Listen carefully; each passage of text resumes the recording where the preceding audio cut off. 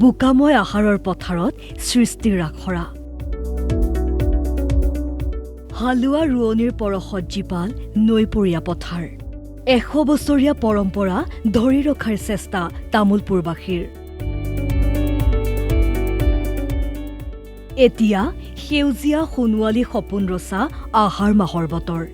নাঙলৰ শিৰলত সোণগুটি সিঁচাৰ সময় এফালে তীব্ৰ খৰাঙে দহিছে ৰাজ্য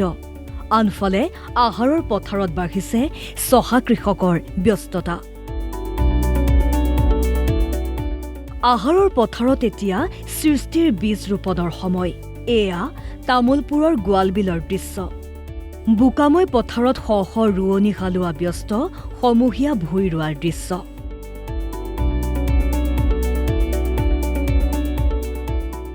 প্ৰায় 100 বছৰীয়া পৰম্পৰাক ধৰি ৰখাৰ চেষ্টা গাঁওবাসীৰ প্ৰতি বছৰে গাঁৱৰ সকলো মহিলা গোট হিচাপে ওলাই আহি আমি ইয়াত ভূঁই ৰুবলৈ আহোঁ আৰু পুৰুষসকলে ওলাই আহি তেওঁলোকে হাল বাই দিয়ে বা কঠীয়া তোলে সহায় কৰে সকলো আমি মহিলাসকল গোট হৈ পেলাই একেলগে ৰুওঁ বহুত ভাল লাগে ফূৰ্তি ফাৰ্তাকে বা বিহু গানো গাওঁ মনটো খুব ভাল লাগে আজি বহুত বছৰেদি এনেকৈ ৰুই থকা গৈছে প্ৰায় 100 বছৰমান হ'ব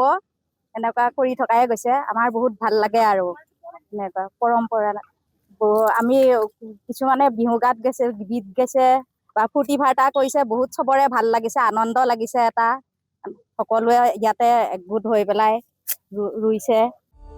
আহাৰ মাহৰ শেষৰটো বৃহস্পতিবাৰে গাঁওবাসীয়ে পৰম্পৰাগতভাৱে ৰুই আহিছে নভূঁই গোৱালবিল গাঁও উন্নয়ন সমিতিৰ উদ্যোগত 20 বিঘা কৃষিভূমিত কৰি আহিছে শালি ধানৰ খেতি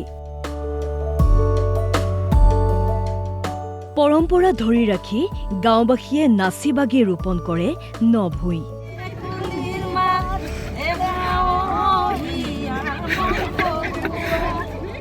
বলধেৰে হাল বাই মৈয়াই বোকা কৰা পথাৰত হালোৱা ৰোৱনীক চাহ জলপান যোগান ধৰাৰ পৰম্পৰা আজিও ধৰি ৰখাৰ প্ৰয়াস কৰি আহিছে গাঁওবাসীয়ে উল্লেখ্য যে এই খেতিৰ পৰা উৎপাদিত শস্য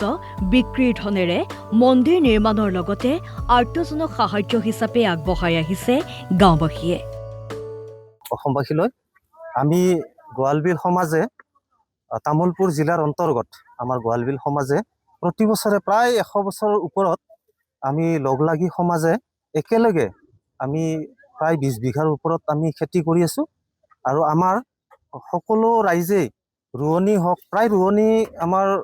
প্ৰায় 150-200 ওপৰত ৰোৱনী আছে আৰু লগতে আমাৰ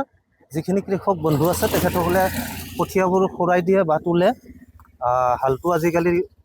ট্ৰেক্টৰে দিয়ে বায় আৰু লগতে ৰোৱনীসকলে আহি আমাক একেলগে খেতিখিনি কৰি পেলাই আমি যিখিনি ফচল পাওঁ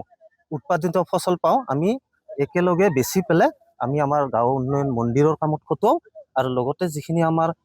মন্দিৰৰ বা সমাজৰ যিখিনি কৰণীয় কাম আছে অভাৱ অভিযোগ আছে বা আমাৰ হোমনাম প্ৰতি বছৰে হোমনাম হয়